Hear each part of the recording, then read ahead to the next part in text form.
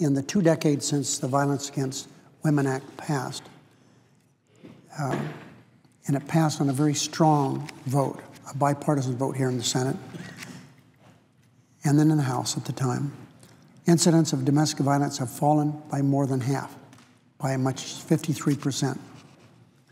The law that helped millions of women and children escape their attackers and get the justice they deserve is a landmark piece of legislation. That's why Congress twice reauthorized this legislation without a hint of controversy or a moment of delay. But despite the overwhelming evidence that this legislation saves lives and protects women, House Republicans used every procedural trick known to Congress to block its reauthorization last Congress. And despite strong bipartisan support here in the Senate, pardon me, Mr. President.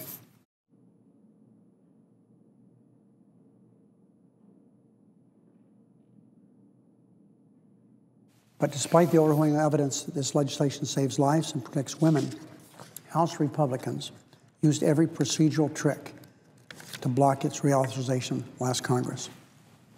And despite strong bipartisan support here in the Senate, Republicans in the House refused to join the effort to renew our national commitment ending domestic violence.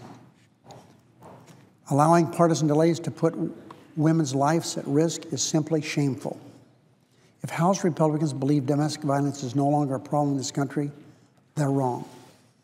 Every day, 3 women in America die at the hands of their abusers. And every day, many, many women escape with their lives, but with the physical and emotional scars of abuse that exist. More than 1/3 of women in this country have been victims of violence, sexual assault, or stalking by a partner. Mr. President, 1/3 of the women in this country have been victims of violence, sexual assault, or stalking by a partner. It's in our power to help them, and it's unthinkable that Republicans in the House would prevent us from taking action. Again, refused to do anything, as they did last Congress. Victims of violence and law enforcement officials who support them have already waited too long for Congress to act. This week, the Senate will pass a strong bipartisan reauthorization of the Violence Against Women's Act. This is something that was put forward by the chairman of that committee, the Judiciary Committee, Senator Leahy. He's worked hard on this. He did everything possible last Congress to get this done. And because of the House intransigence, they refused to do anything in spite of his work. So I thank Chairman Leahy, Senator Murray, and the women of the Senate for their leadership on this issue. I'm pleased so many of my Senate colleagues have expressed support for swift action on this legislation, and especially so many Senate Republicans have supported this legislation. The Senate will not allow women to be denied the protection they need and deserve.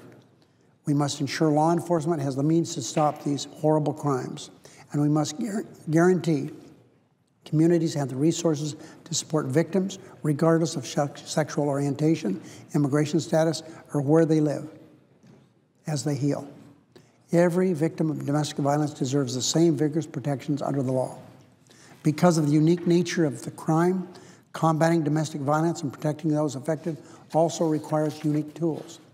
Reauthorizing this act would help law enforcement continue to develop effective strategies to prosecute cases involving violent crimes against women.